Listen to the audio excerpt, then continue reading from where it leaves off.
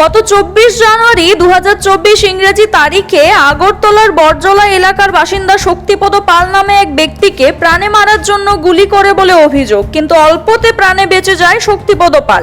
এই ঘটনার পর এনসিসি থানায় দুইজনের নামধাম দিয়ে মামলা করেন শক্তিপদ পাল। এনসিসি থানার পুলিশ তদন্তে নেমে প্রথমে পিন্টু দেবনাথকে গ্রেপ্তার করলেও রাকেশ রায় নামে অপর অভিযুক্ত পলাতক ছিল।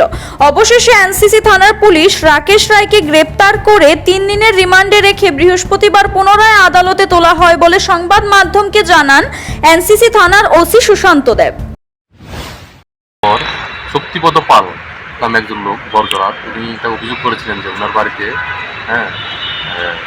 ওদিনই সকালবেলা ভোরবেলাতে গুলি করেছে, পিস্তল দিয়ে গুলি করেছিল, ওনাকে প্রাণ হত্যার উদ্দেশ্যে। তো উনি দুজন একটা অভিযোগ করেছিলেন দুজনের নামে, একজন পিন্টু দেবনাথ, একজন রাকেশ রায়।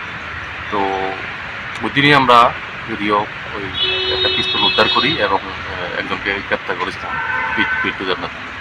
তো গত রাকেশ রায়কে আমরা পরে গত 5 তারিখ আমরা অ্যারেস্ট করি এবং একদিন পুলিশ রিমান্ডে ছিল।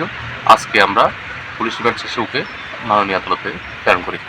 রাকেশ রায়কে আগে গ্রেপ্তার করা হয়নি কি? আগরতলাতে ছিল না, অন্য কোনো জায়গায় ছিল? অ্যাবসকন্ডিং ছিল। কতদিন ছিল এটা?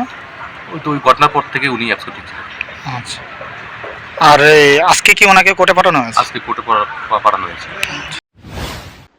Siri TV, channel for news and entertainment.